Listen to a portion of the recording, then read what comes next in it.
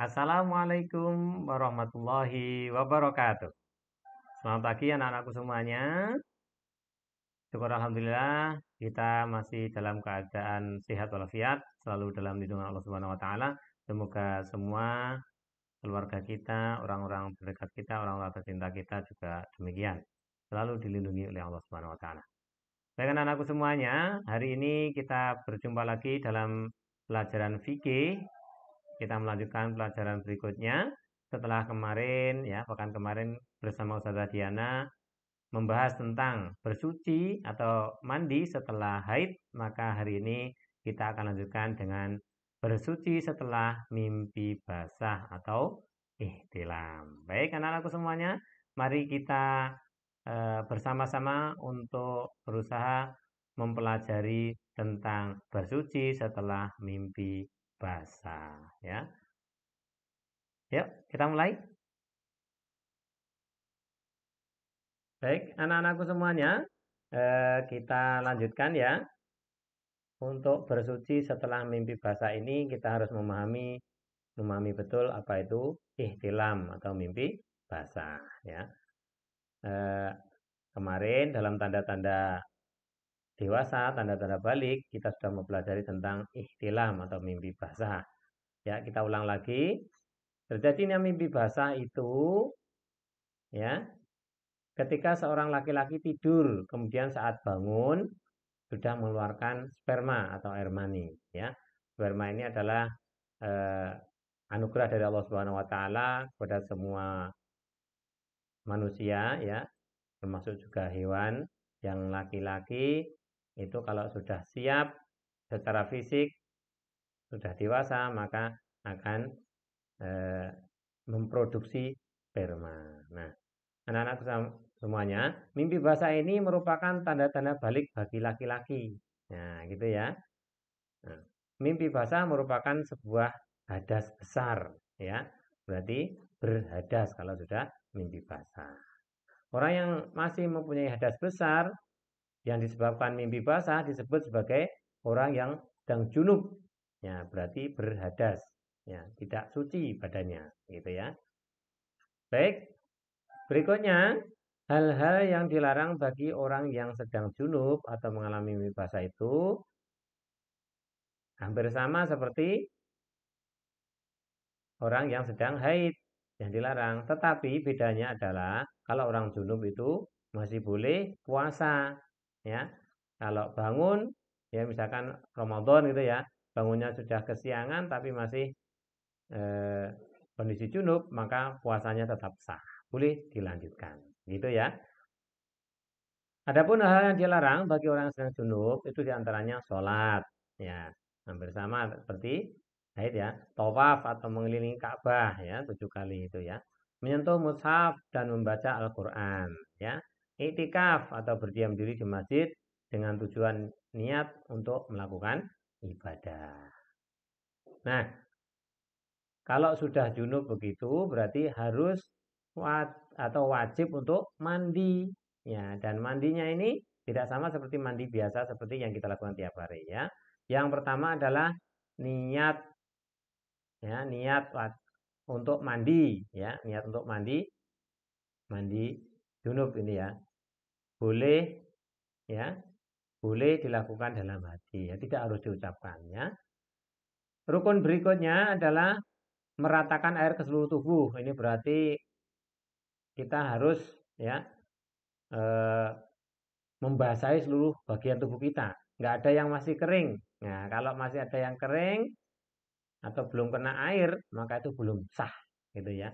Belum berarti belum dihitung mandi wajib, gitu ya. Masih beradas besar. Ya. Berikutnya, sunnah mandi wajib membaca basmalah, ya. Ketika berniat ya bersama dengan pemilah itu membaca basmalah. Membersihkan kedua telapak tangan sebelum masukkan ke tempat air. Kemudian menghilangkan kotoran-kotoran yang ada di badan, membersihkan kemaluan, ya. Kemudian mandi dengan sempurna ya, wudu ya, wudu dengan sempurna sebelum mandi ya. Ini wudu. Ini maaf ini ketutup ustadz ini ya. berwudu dengan sempurna ya sebelum mandi ya. Baik, kita lanjutkan.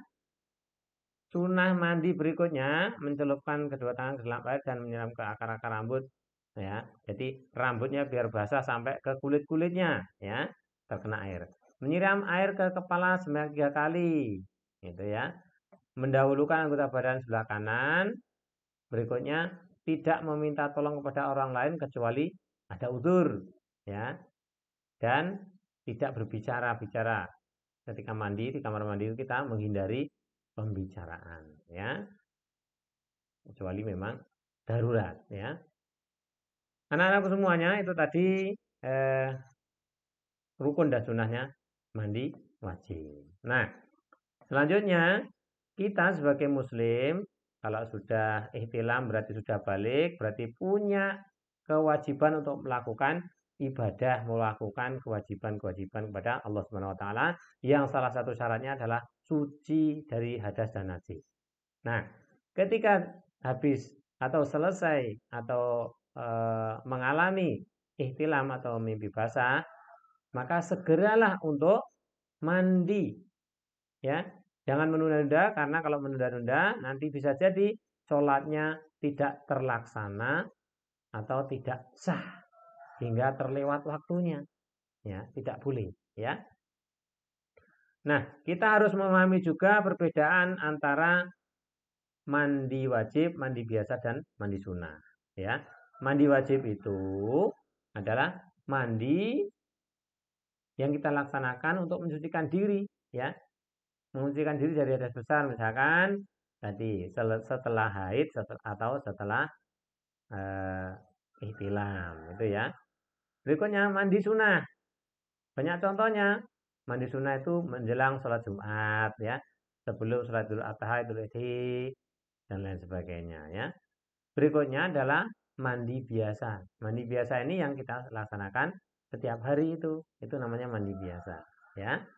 Nah, berikutnya kita belajar juga tentang hikmah mandi wajib. Yang pertama adalah mendapat pahala dari Allah Subhanahu wa taala ya. Kita segera mensucikan diri, segera melaksanakan ibadah itu mendapatkan pahala dari Allah Subhanahu wa taala. Berikutnya, menjaga kebersihan badan. Nah, namanya juga mimpi basah itu pasti kotor ya. Apalagi celana atau kemaluan juga kotor, harus dibersihkan ya supaya sehat. Berikutnya menumbuhkan rasa semangat. Orang kalau sudah mandi itu biasanya seger ya, segar dan semangat untuk beraktivitas gitu ya. Meningkatkan kepercayaan diri. Iya, badannya sudah bersih, sudah wangi. Nah, itu akhirnya percaya diri. Ya, kita ketemu sama teman dan lain sebagainya bisa percaya diri. Yang terakhir adalah memberi rasa nyaman kepada orang lain. Kita ini makhluk sosial ya. Kalau sholat jamaah saja dengan orang lain ada yang bau keringat kan nggak nyaman. Nah, makanya kita wajib untuk mandi ya dengan baik, dengan wangi-wangi, kemudian bisa memberi rasa nyaman kepada orang lain. Baik dalam aktivitas ibadah maupun aktivitas-aktivitas yang lain. Baik anak-anakku semuanya, itu tadi beberapa hal mengenai ihtilam dan mandi wajib setelahnya. Nah, anak-anakku semuanya, semoga kalian bisa memahami dan bisa melaksanakan. Ya, bersiap-siap saja bagi yang belum, ya mungkin sebentar lagi. Dan pasti ya laki-laki akan mengalami hal itu. Bagi yang sudah berarti harus berhati-hati. Sampaikan kepada orang tua ya, komunikasikan, ceritakan kepada orang tua pengalaman kalian ya. Ayah, Bunda, saya sudah mimpi basah. Apa yang harus saya lakukan supaya mendapatkan bimbingan dari orang tua? Jangan malu ya. Jangan malu untuk bercerita kepada orang tua atau malah bercerita kepada teman-teman ya.